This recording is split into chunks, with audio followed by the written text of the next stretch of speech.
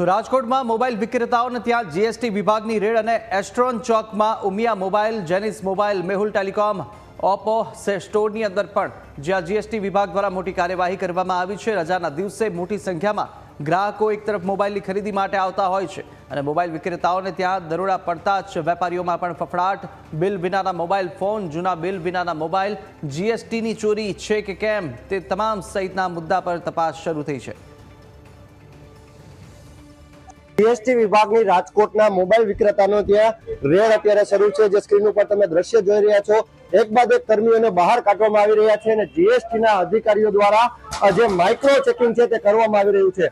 રાજકોટના ઉમિયા મોબાઈલના દ્રશ્ય છે, જ્યાં ઉમિયા મોબાઈલમાં અત્યારે વિક્રેતાઓને ત્યાં દરોડો પડ્યો છે અને એક બાદ એક કર્મચારીઓને બહાર કાઢવામાં આવી રહ્યા છે।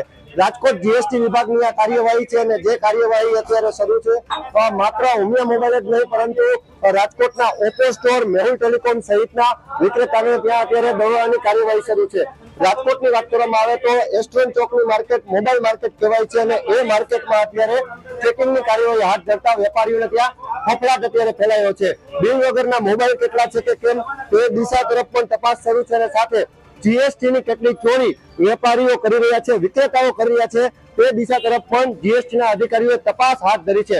હાલ તો કુલ કેટલા કરોડની ચોરી બહાર આવવાની શક્યતા છે એ તો આવતીકાલે ખ્યાલ આવશે, પરંતુ હાલ જીએસટીની સૌથી મોટી કાર્યવાહીથી વેપારીઓમાં ફફડાટ ફેલાયો છે। Rishi Dave, news capital channel, Rajkot.